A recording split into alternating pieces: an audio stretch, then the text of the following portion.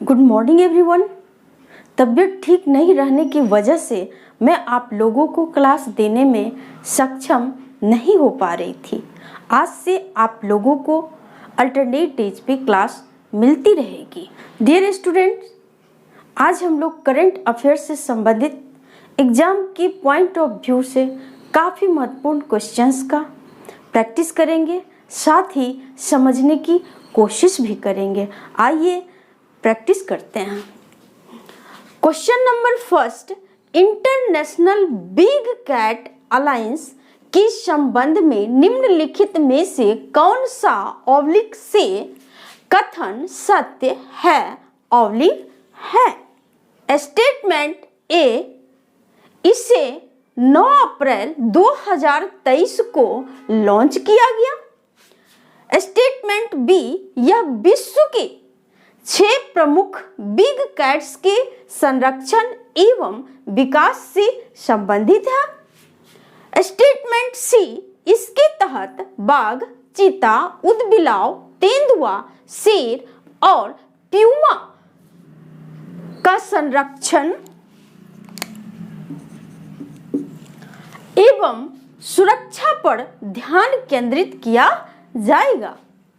Option number first statement A एवं B, option number second statement B एवं C, option number third केवल statement A and option number fourth केवल statement B. हमारा सही answer होगा option number third, केवल statement A correct है और स्टेटमेंट बी एवं स्टेटमेंट सी दोनों इनकरेक्ट है। तो क्यों, आइए समझते हैं। International big cat Alliance IBCA, यह अलायंस विश्व के बिग कैट से संबंधित 7 प्रजातियों के संरक्षण एवं सुरक्षा से संबंधित है, न कि 6 प्रजातियों से। वे 7 प्रजाति कौन कौन से हैं?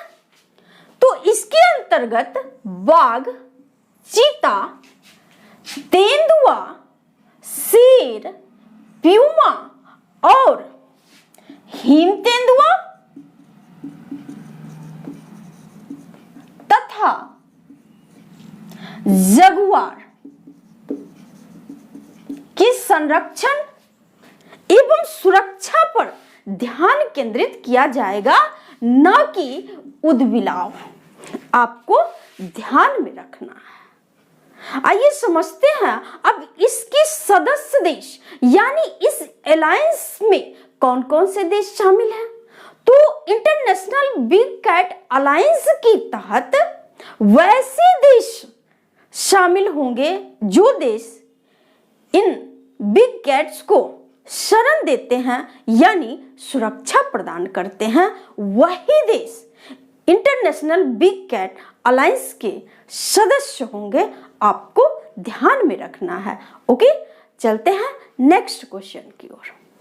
क्वेश्चन नंबर सेकेंड, खबरों में रहने वाला नमो 108 किससे संबंधित है? ऑप्शन नंबर ए गेंदा, बी गुलाब, सी कमल एंड डी इनमें से कोई नहीं। हमारा सही आंसर होगा ऑप्शन नंबर सी कमल। कमल की इस नई प्रजाति में 108 पंखुड़ियां होता है, जिसके कारण इसका नाम नमो 108 रखा गया है। इसे लखनऊ स्थित राष्ट्रीय वनस्पति अनुसंधान संस्थान द्वारा विकसित किया गया है। आपको ध्यान में रखना है। Okay, question number third, Bharat का 54वां बाघ अभ्यारण्य किसे घोषित किया गया है?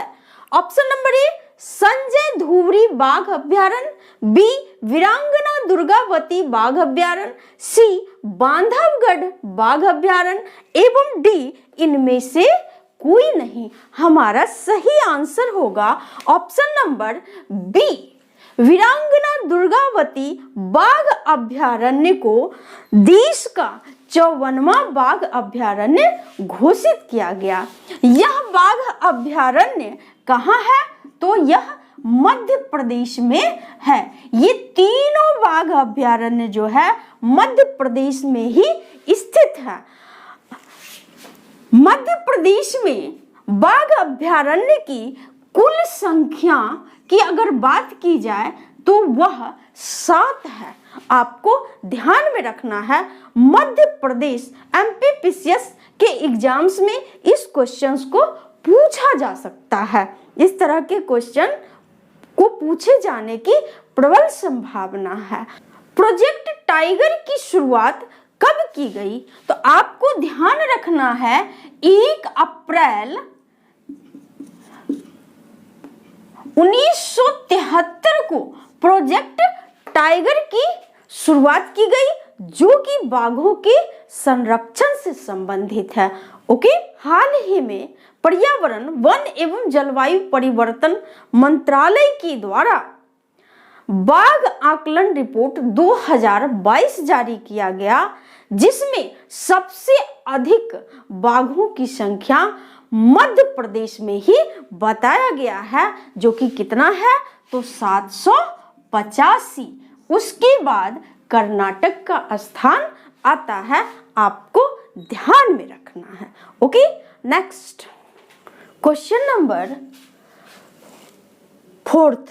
अखिल भारतीय बाघ आकलन रिपोर्ट 2022 के संबंध में निम्नलिखित में से कौन सा कथन सत्य है ऑब्लिक है? स्टेटमेंट ए, इसे केंद्रीय पर्यावरण, वन और जलवायु परिवर्तन मंत्रालय द्वारा जारी किया जाता है। स्टेटमेंट बी, इसके अनुसार भारत में बाघों की कुल संख्या 3672 है। स्टेटमेंट सी, भारत में विश्व के 85% से अधिक जंगली बाघ पाए जाते हैं।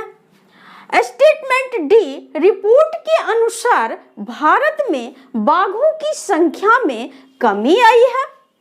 Option number first statement A एवं B, option number second statement B एवं डी, ऑप्शन नंबर थर्ड केवल statement A and option number fourth केवल स्टेटमेंट डी। हमारा सही आंसर होगा ऑप्शन नंबर थर्ड, केवल स्टेटमेंट ए करेक्ट है और स्टेटमेंट बी, सी एवं डी तीनों इनकरेक्ट है।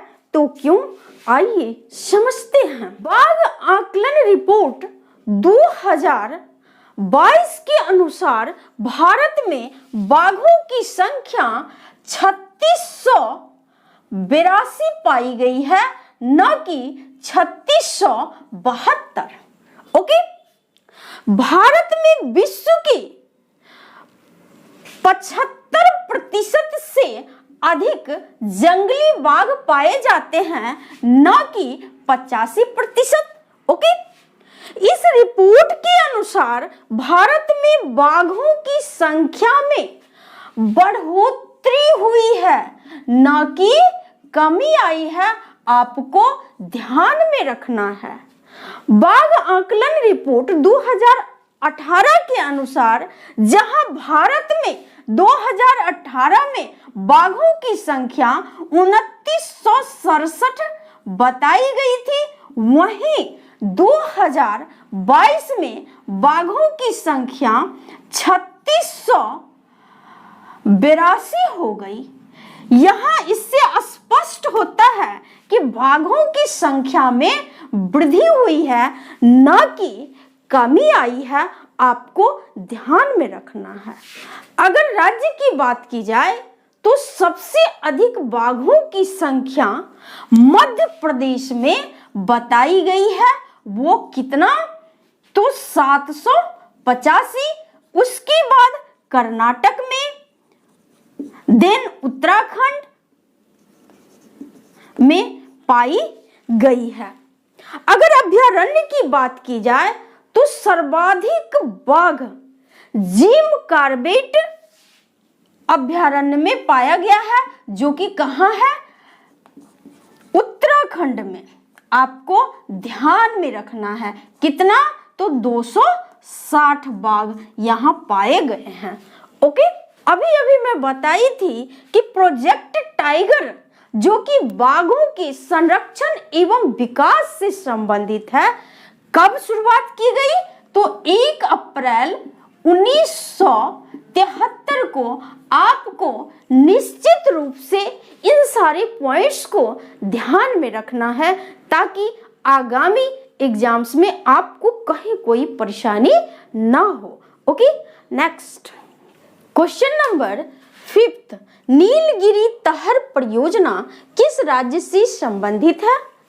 Option number A Karnataka, B Tamil Nadu, C Kerala, D इनमें से कोई नहीं। हमारा सही आंसर होगा ऑप्शन नंबर बी। मैं आपको बता दूं कि नीलगिरी तहर तमिलनाडु का राजकीय पशु भी है, आपको ध्यान में रखना है। ओके, क्वेश्चन नंबर 6, भारत में रामसर स्थलों की कुल संख्या कितनी है? Option number A 85, B 75, C 65 and D इनमें से कोई नहीं। हमारा सही आंसर होगा ऑप्शन नंबर बी 75। ये रामसर स्थल, रामसर कन्वेंशन हुआ था कब? 1971 में। और ये रामसर जो है वह कहाँ है? तो रामसर ईरान का एक शहर है, जहां पर 1971 में आर्द्र भूमियों के संरक्षण से संबंधित एक कन्वेंशन हुआ था, इसलिए इसका नाम रामसर कन्वेंशन रखा गया। Okay, next question number 7, Ramsar convention किससे संबंधित है? ऑप्शन नंबर ए आर्द्र भूमि, बी जैव विविधता, सी दोनों एंड डी इनमें से कोई नहीं। हमारा सही आंसर होगा ऑप्शन नंबर ए। अभी अभी मैं बताई थी रामसर कन्वेंशन किससे संबंधित है? तो आर्द्र भूमियों के संरक्षण से। मैं आप लोगों को बता दूं कि भारत में कुल कितने जैव विविधता विरासत स्थल है? तो आपको ध्यान में रखना है कुल 44 स्थल है। और रामसर साइट कितना? तो 75। सर्वाधिक जैव विविधता विरासत स्थल पश्चिम बंगाल में है, कितना? तो 10। उत्तर प्रदेश में जैव विविधता विरासत स्थल की संख्या 1 है। अगर बिहार की बात की जाए तो बिहार में जैव विविधता स्थलों की संख्या 0 है, यानी बिहार में कोई भी जैव विविधता विरासत स्थल नहीं है। बीपीएससी में इस प्रकार के क्वेश्चंस को पूछे जाने की प्रबल संभावना है, इसलिए आपको निश्चित रूप से ध्यान में रखना है। मेरे इस क्लास को आप लोग अधिक से अधिक शेयर करें ताकि मेरे इस क्लास के बारे में उन स्टूडेंट्स को भी जानकारी मिले जिन्हें बेहद जरूरत है।